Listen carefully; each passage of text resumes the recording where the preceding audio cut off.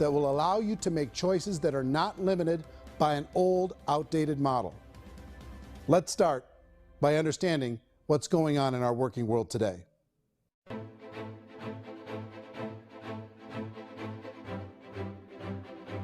Let's look at unemployment. 30–40% of the people are honestly not working, but would be working.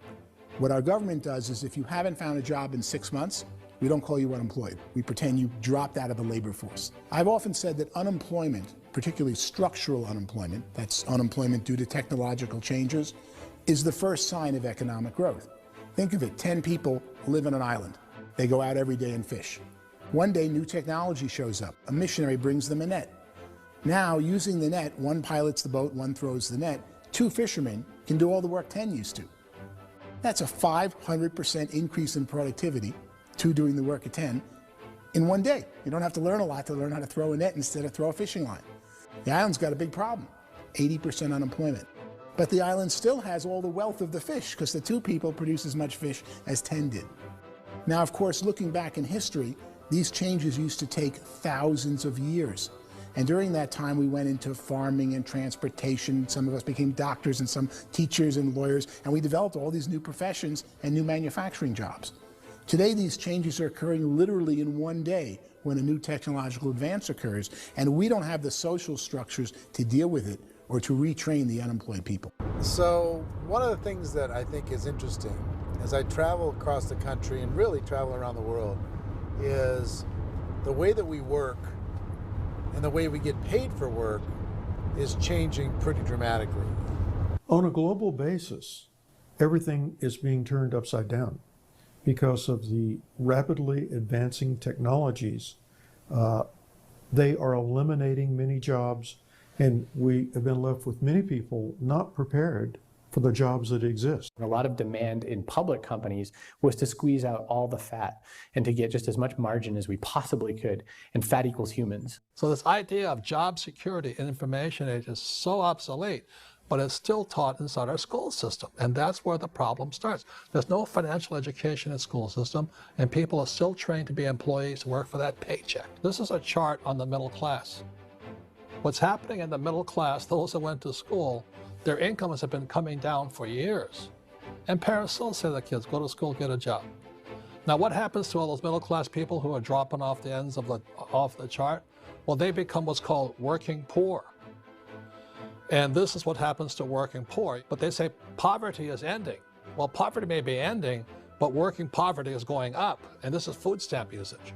So food stamp usage in America is going through the roof right now, because people cannot earn what they call a living wage. Most people have experienced financial pressures that I think are probably greater than they have been in the past. If you're not working for yourself, then it's going to be a pretty hard road for a lot of people. Today, if you're going to control your future, the 40-40 plan is gone, where you can graduate from college and get a job and work for 40 hours a week for 40 years.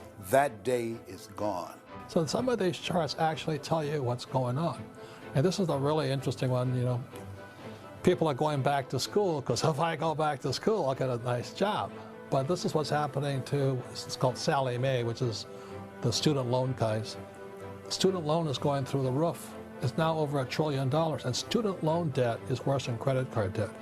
So when people stopped using credit card, the government got people into student loan debt.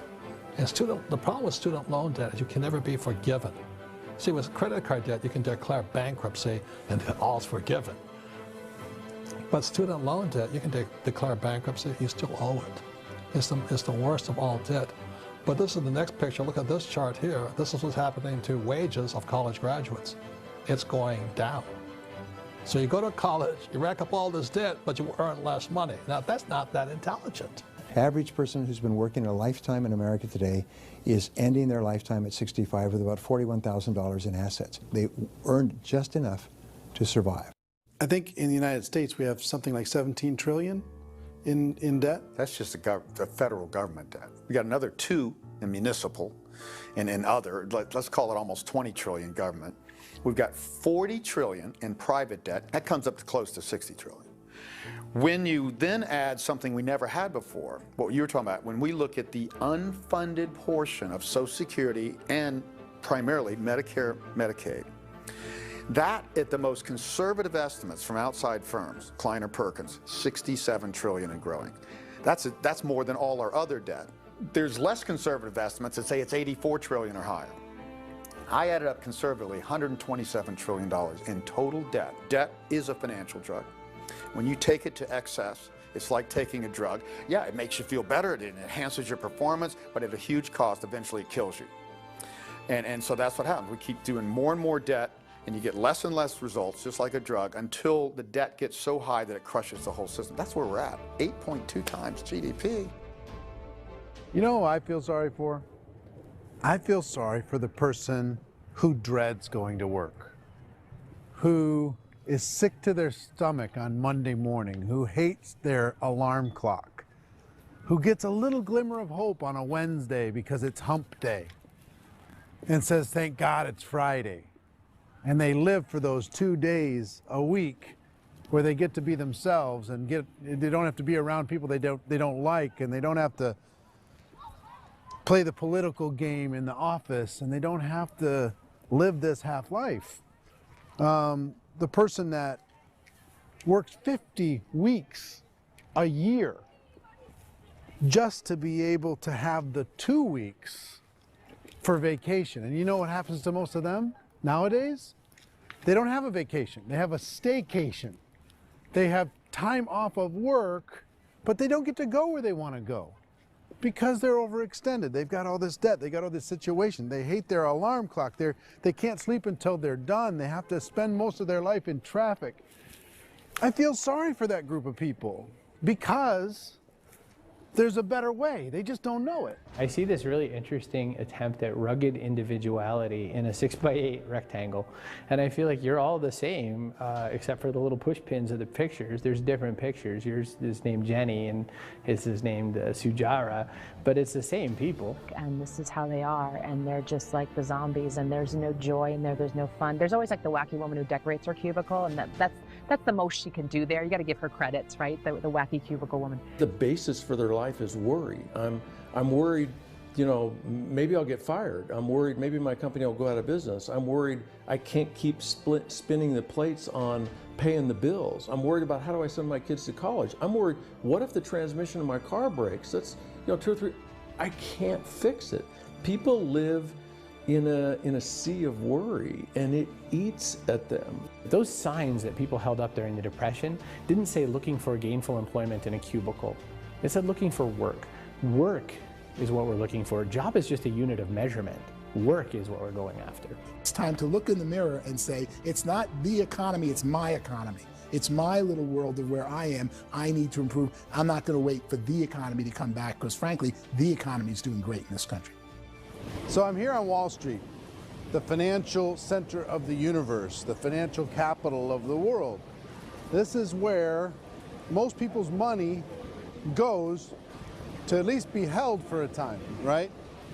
With interest rates in banks being effectively zero, and many experts are predicting it's going to stay at zero for the next 10, 20, even 30 years, people feel like they don't have any choice but to put their future into equities, to put their future into the hands of other people on this stock market, and hope that the stock market goes up, hope that the stocks that their advisors pick or that they pick goes up.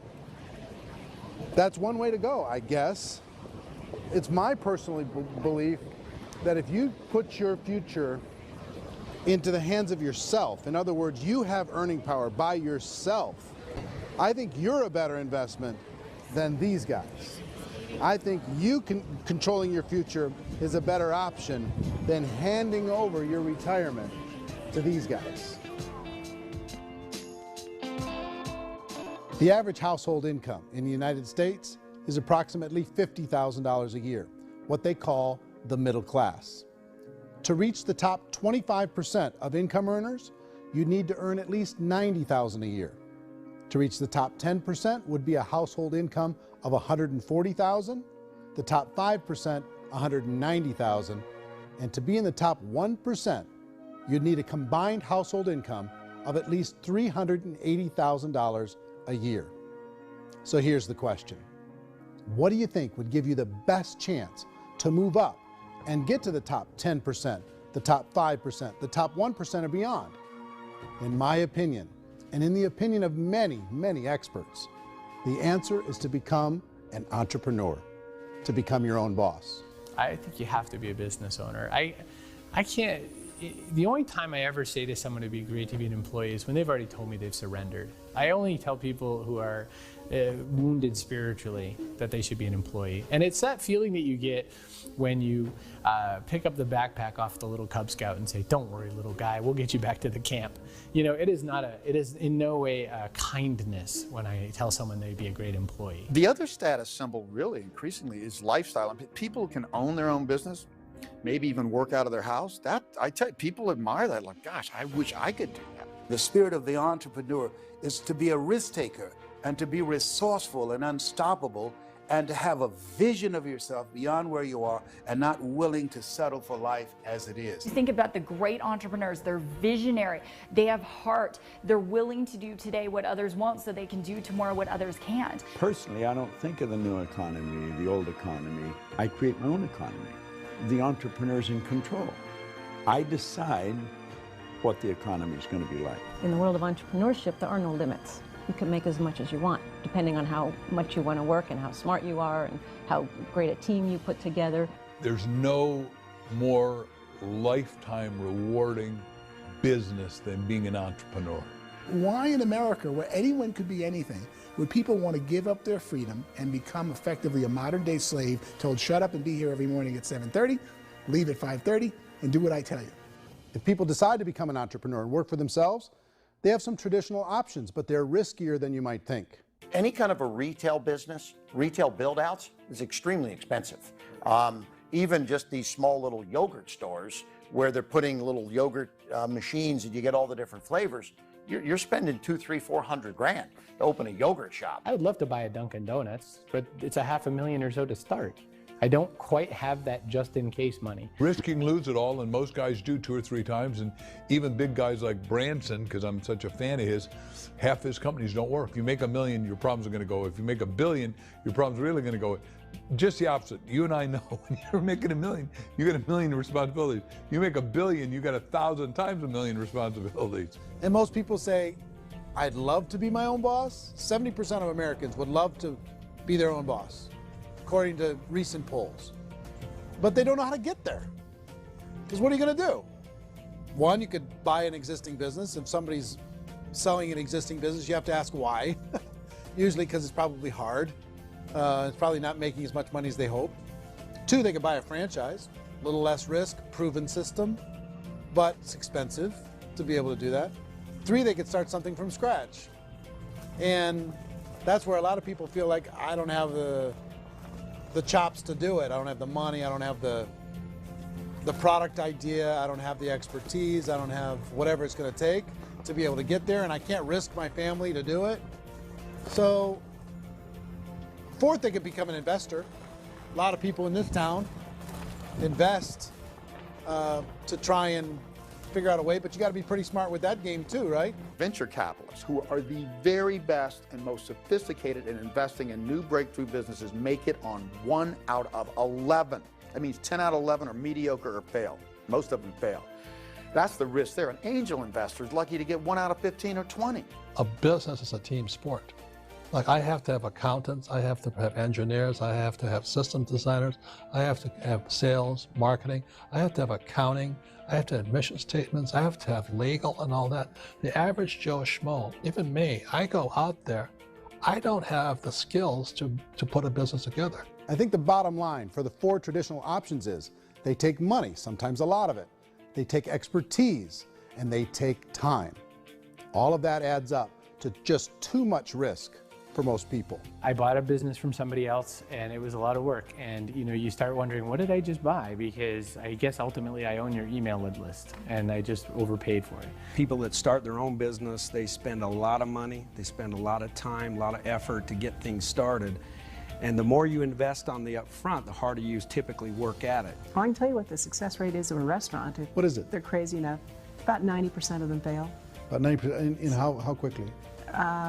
Year or less. Wow. And if we're talking non-franchise, we're talking Sure. franchise, that's totally different. Yeah. But our students aren't getting franchise revenue.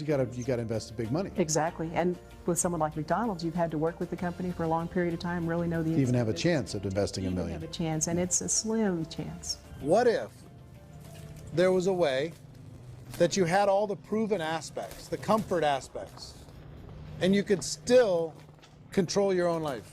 What if there was both? In other words, you didn't have to create everything from scratch. You didn't have to be a super leader. All you had to do, what if there was a proven product already? You didn't have to create the product.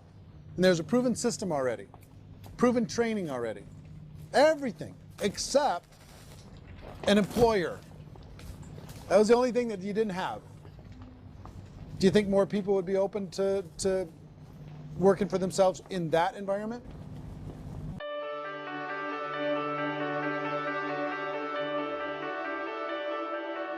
In our search for a better way to make a living, we've come to the conclusion that becoming an entrepreneur is actually safer than being an employee. And through our look at the entrepreneurial options, one particular path kept coming up from expert after expert. And I think most people will find it surprising because it's certainly a non-traditional business model. That model is for people to start their own business and become an entrepreneur through the creation of a network marketing business.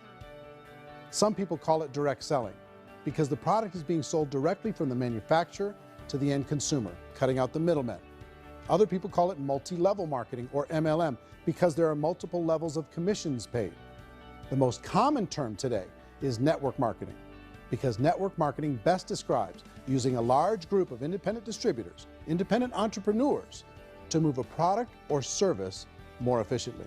So my friend here, Donald Trump, and I, we always write about the network marketing industry. And the reason we support the network marketing industry is because it really is a business school for entrepreneurs. Because most people come out of school looking for a paycheck. Oh, that's terrible. I went to network marketing like that. I think if it didn't exist, we should invent it. It is that good. I think direct selling is a great way to do business today. It's very easy to get into that industry, and you can be self-employed, be, in effect, an entrepreneur. When we see multi-billionaires adding network marketing companies to their portfolio of companies, that would be a clue. When we see people who are very famous authors and very famous business people endorsing the industry, that would be a clue. These network marketing companies aren't $50 million companies. They're billions and billions of dollars. They lead the stock market. They're major companies. When we're going to get it?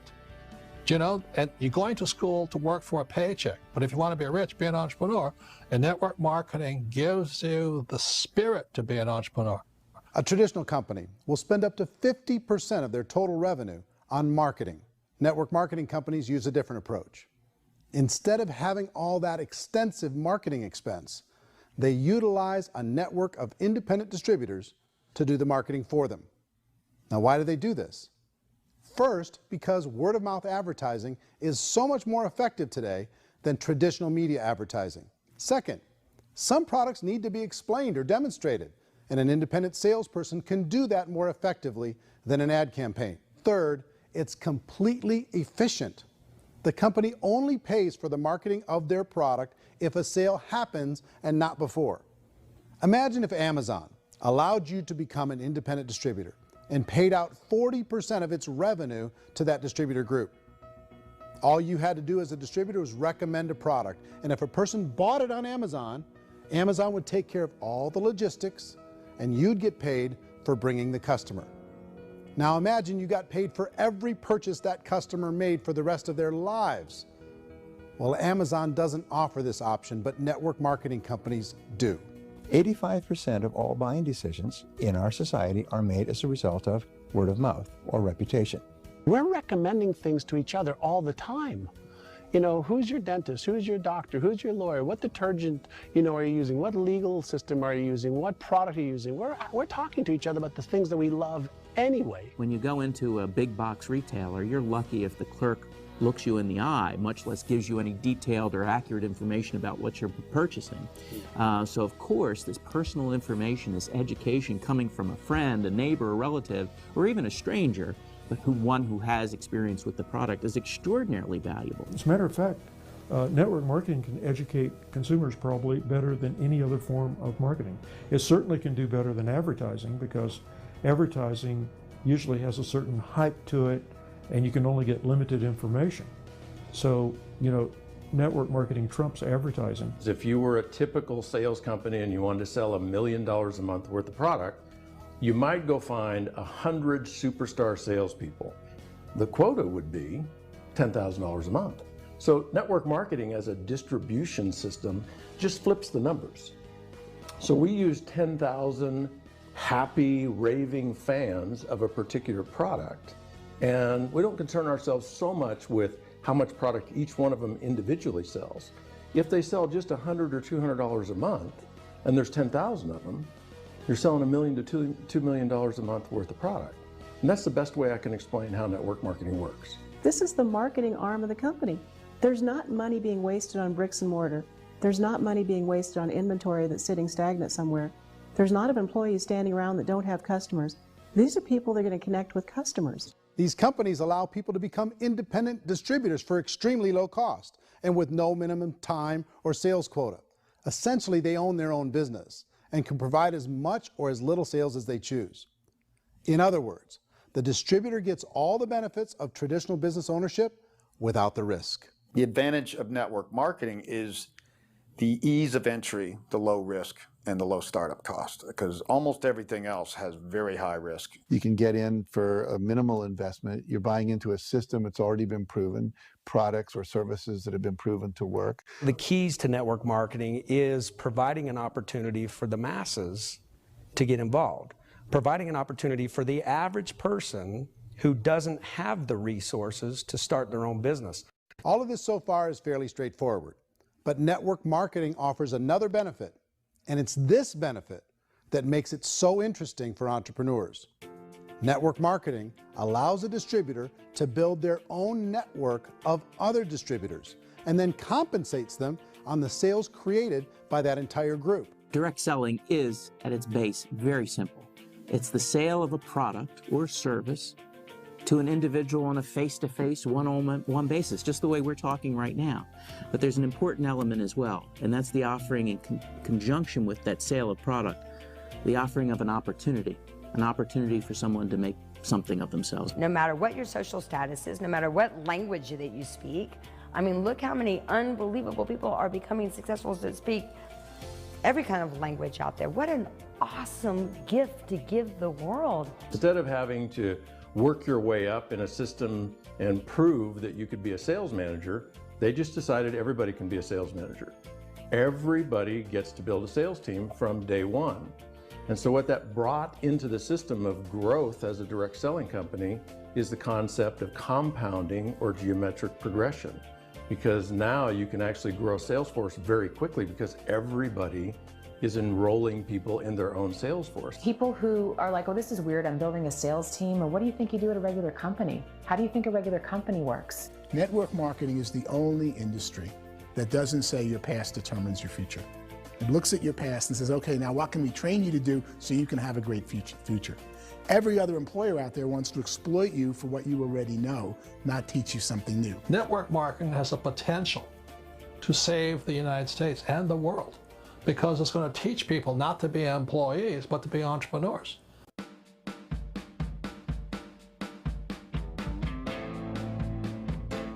According to the Direct Selling Association, if you add up all the network marketing companies around the world, they combine to do over $178 billion a year in retail sales.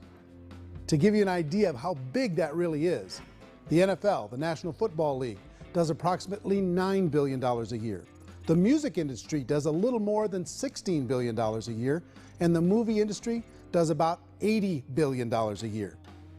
Using a conservative average, network marketing companies pay their distributors about 40% of that $178 billion in the form of commissions, which adds up to more than $71 billion a year. That's almost $6 billion a month it's almost $200 million in commissions every single day. So it's certainly working, and people are making serious money in network marketing. With the growth of the direct selling industry over the last 10, 15, 20 years, we've seen a broader understanding of the channel. We have seen more and more people getting involved in the business, so our penetration in the marketplace has increased, and thus the understanding in the marketplace of who we are has increased. And we've seen non-direct selling companies look at the direct selling model and say, something's going on there. People are making money, companies are being profitable, individuals are being motivated, product is being delivered to market. Maybe we should explore this. Some people think only the people at the top make money. Well, let's take a look at that as well. In the network marketing profession, there are roughly 500 people in the world who earn over $1 million a year. If you round that number up to $2 million a year, that adds up to about $1 billion a year. That takes the $71 billion paid out each year down to $70 billion. So where does the rest of the money go? The vast majority goes to part-time people making anywhere from a few $100s a month to many thousands of dollars a month. It goes to people who choose to make it a full-time career move and earning even more than that. Every day, people are using the money they earn through network marketing to pay off debt, have more fun, and improve the quality of their lives. Everyone I know in network marketing has been doing that since the 50s. They go to work when they want to go to work. They stop working when they want to take time with their children to have a leisurely breakfast and discuss issues and drive them to school. They go back to work when they get home, wherever they're working out of. The biggest thing that I've seen is people that have become much happier in their life. MLM has probably made more millionaires of more people in more countries, and I've spoken to them in 67 countries, than any other single form of business, starting from nothing. If they have a choice between working a job for the next 10 years or working a network marketing business for the next 10 years, the result of working the network marketing business will be better. A lot of people within the industry go on and make this a career and do extremely well at it. Network marketing has been nothing but good for everyone I know that's been involved with it because they did it seriously and they played full out and they've been very successful. It's been a constant barrage of success stories and people showing off stuff that they got as a result of it. How many people are involved? Approximately 16 million Americans and 96 million people around the world are currently participating in network marketing. And in a recent poll, 82% of those people report a good, very good, or excellent experience with network marketing. So people are happy.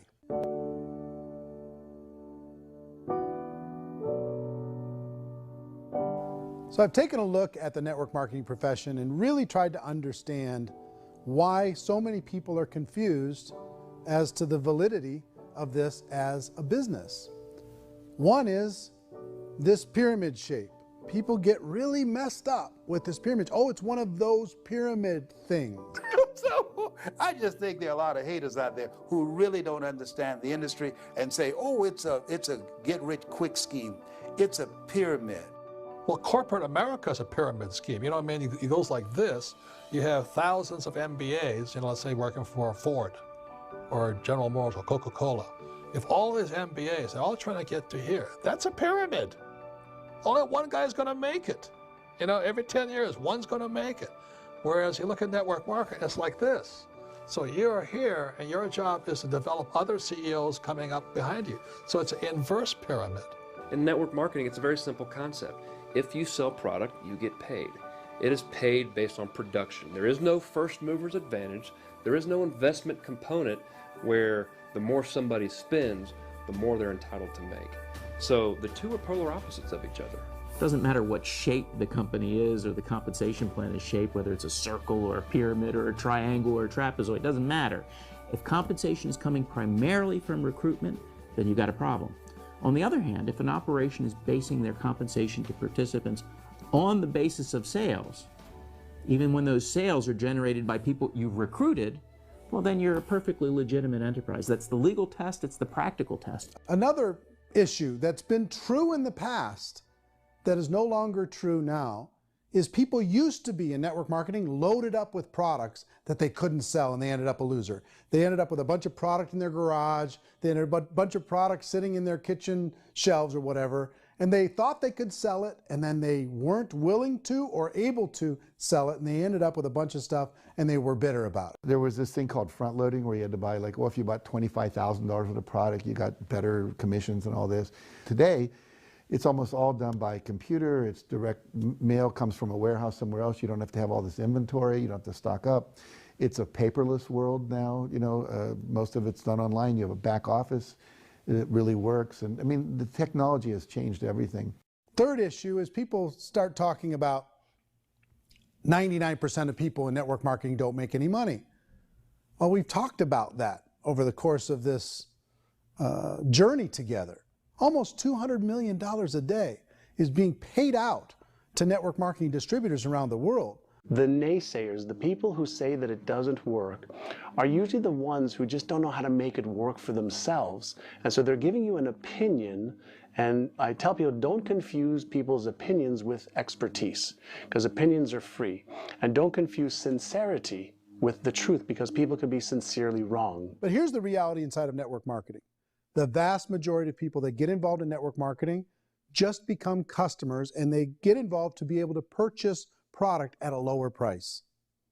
If you take Costco as an example, if a person goes into Costco and gets a membership to Costco so they can get a lower price on the product, we don't call that person a loser because they have a bunch of product that they walked out with a smile on their face. Yet when some people want to take a look at network marketing, they say, well, those people, they're just using the product and they aren't earning an income, so they must be a loser. They're not a loser, they're a happy customer. That's the vast majority of people that are involved in network marketing. Now, a smaller percentage of those people decide to go build a business. They earn $300 a month, $500 a month, $1,000, $2,000. That's the bulk of earnings in network marketing. And then there's the few that really decide to take it serious, really decide to build a large network, really work to make that network very, very productive. And those people make huge amounts of money, and there's no cap. What I do as an outside economist, just somebody looking at this industry like any other industry I speak in, and say, look, what's the realities of this? 1% do incredibly well. 10% generate some additional income at pretty low risk and effort. That's not, and 90% of people roughly end up customers. One thing that I think is real when it comes to people's perceptions about network marketing is people put this, and distributors, I think, involved in network marketing have some responsibility for this. They have sometimes unrealistic claims about the product or about the income. Most people who become distributors, they want the money, they want to be successful, but they don't have the skills. They don't know what to do. And when people don't know what to do and they're in a new business, they're scared. And when they're scared, they panic and desperation kind of sets in. So they think everyone they talk to has to get in. So if I talk to you and you say, well, no, I don't have time to do that, they're like, no, I need you. You have to do this or I won't be successful. So I start clawing on you. I start that desperation. So then I start making claims about the product, which are not appropriate, probably not even true. Or I start saying, oh, let me show you how you can make all this money and you don't have to do anything, Eric. And so you just totally misrepresent the opportunity, and you're clingy with people because you think you need everybody to be successful, and you don't. You know, one of the messages that I try to deliver most forcefully to companies as well as salespeople in direct selling is that you don't have to overpromise.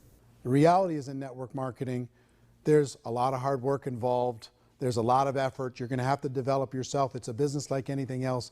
It's going to take some time, but in my opinion, it's better.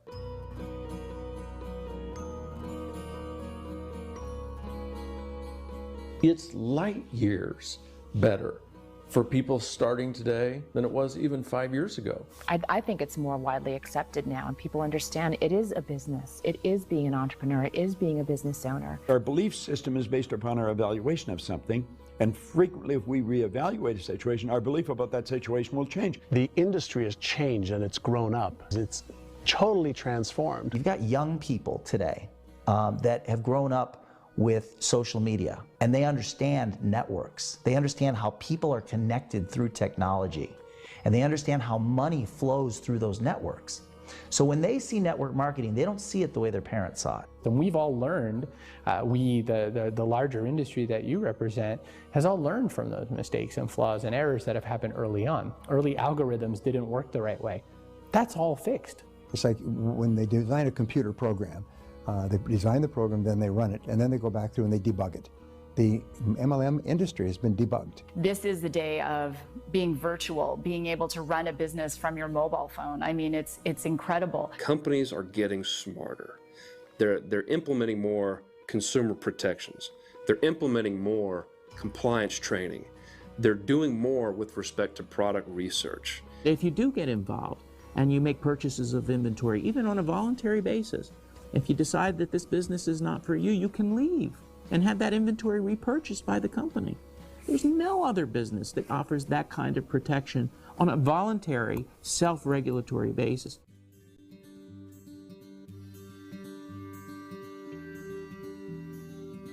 If you decide to look further into a network marketing business in order to generate more cash flow for your family, I would recommend reviewing the following 4 elements. First is the product or service. And on the product or service, I would ask 5 important questions. 1, do you like it? Is it something you would feel comfortable sharing with others? 2, is there a recognized need in the marketplace? It's hard to create a need if one isn't naturally there. 3rd, does the product meet that need? Does it solve a legitimate problem for consumers? And 4th, is it priced to sell? Can it compete in the marketplace? And 5th, is it priced for profit? Is there enough margin for the company and the distributor to be able to generate income for the long term? If you can answer the questions on the product to your satisfaction, the next element to consider is the company itself. Is it well run? Do you believe in the founders or the management team? Do you feel they have what it takes to go all the way? See, it doesn't matter how good the product is if the management can't take care of the company. Good management can change with the times. They can handle adversity.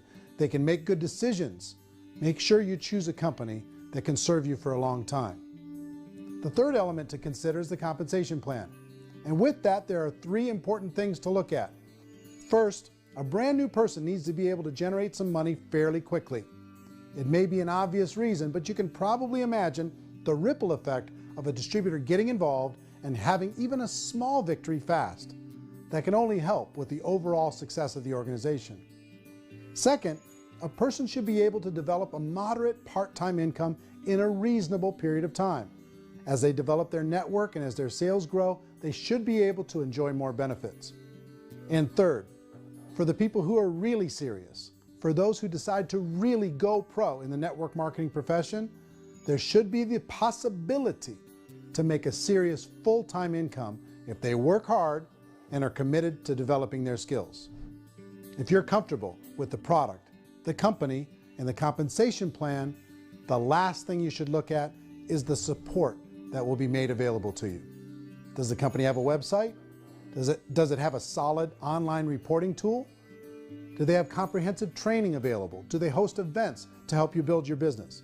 If you decide to do this, what kind of a support system can you plug into? Choosing a network marketing company is a personal decision. But evaluating the 4 elements of product, company, compensation plan, and support is a great place to start. Is the company promising that you're going to get rich quick or that you can make a lot of money without a lot of effort? That's a red flag. Is there a product that you really believe in that you think can be sold? Or are you being told by salespeople or the person who's trying to recruit you or by the company itself that don't worry about the product, all you have to do is recruit other people into the business? Red flag, warning sign. If you're hearing that, take a second or even a third look. Get to know the customers, the products, the business, have some success, and see where the opportunities might take you to move up in the organization. You want to find out, how concerned are they about my education, my training, and my development? Is there a space for me to grow? Most important question. Learn everything that you can about the product. Make sure it's something that you believe in, and learn everything you can about the industry and work that system. You have to be very passionate about whatever that company is doing. I would get involved. You can always test drive anything, you know, the product, the service, the community, and then lean into it a bit. If it feels good, then lean into it a lot. Behind me is the Lincoln Memorial. And This is a place where Martin Luther King Jr. had his famous "I Have a Dream" speech. And at that speech, he talked about his dream for equality for everyone around the world, and that's a noble dream.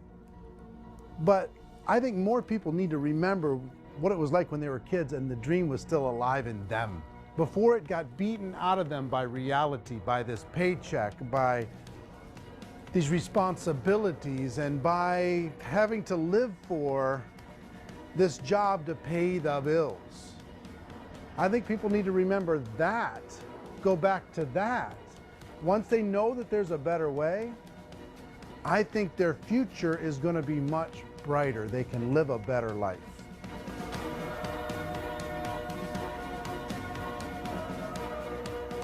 So if you're considering getting involved in a network marketing company, let me offer you just a few pieces of advice.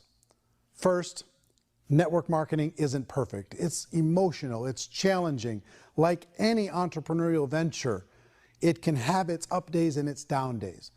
But if you have an entrepreneurial bone in your body, it's just better. Second, if you're gonna do it, decide to be professional. Decide to go pro. It's better to do that than just be this amateur sticking your toe in the water. Third, as any professional, you're gonna have to learn some new skills. And I promise you, inside of the network marketing profession, they're not too difficult to learn. Fourth, like anything worthwhile, it's gonna take some time. Don't expect that you're gonna get to the finish line right out of the gate. And fifth, it's worth it.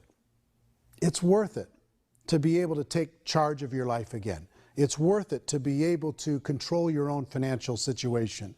It's worth it for the people you're going to be able to spend time with. It's worth it for the things you're going to be able to see and the experiences you're going to be able to experience.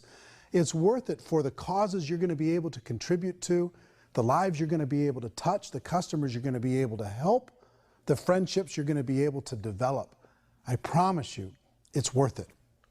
Remember, most people are searching for answers just like you are.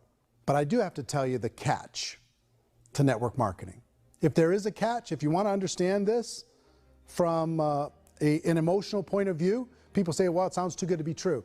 It's not, it's hard work. But here's the catch. Most people still don't understand it. So you're going to have to endure the loss of social esteem from ignorant people. The uneducated will think less of you. Now, if you can handle that, you're on your way. If that's going to destroy you, you know what? Entrepreneurship in general probably isn't in your future. If you can face that catch, you can become unstoppable. I want everyone to really contemplate this if they're not in network marketing. You're in a job, you probably have a mortgage, you have rent, you have debt, whatever's going on. You're in a prison. You work just hard enough to keep them from firing you, and they pay you just enough to keep you from quitting. Come on! I've been there, done that, and bought that t-shirt. In network marketing, if you run into failure, it's really just a homework lesson for yourself. There's no one to blame. You really have no excuse not to be successful. You just don't. People don't want to hear that, but there's so much available to you. If you want to be a good network marketer, be a student to the people above you, be a fellow traveler to the people on the same level, and be a teacher to those below, and know when it's appropriate to do which. People who are not afraid of asking people to buy things, or not afraid of persuading people with a chance they may say no, these people own the future. Nothing happens until something moves. So you got to go move, you got to go do something, or nothing's going to change in your life. In the beginning, you're going to do a lot of things that you don't get paid for. But as you go down the road, you get paid for a lot of things that you don't do. And your job is rehabilitate the spirit, the entrepreneur spirit in all of us.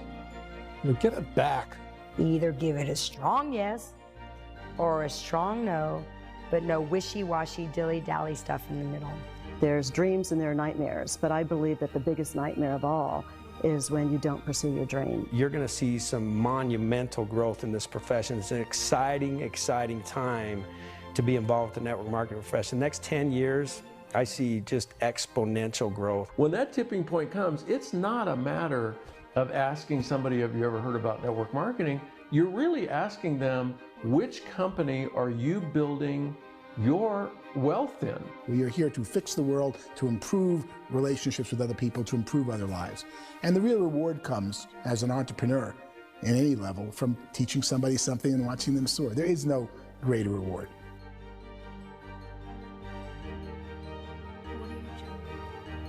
Life's too short to spend it living someone else's dream instead of your own. It's too short to spend it living at a fraction of your potential. Can being an entrepreneur be a challenge at times? Sure. But here's what you get in exchange. It can be yours. Something that you built, something that you created, something that you made happen. This balloon represents your dream. It represents entrepreneurship. My wish for all of you is that you would reach out and grab it. The choice is up to you.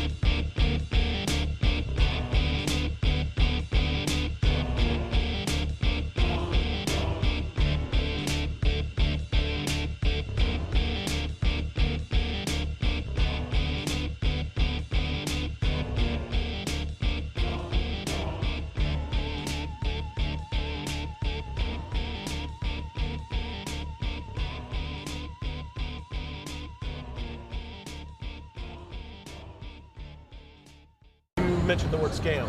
Why did you mention the word scam? The only reason it is a scam is because... That's terrible.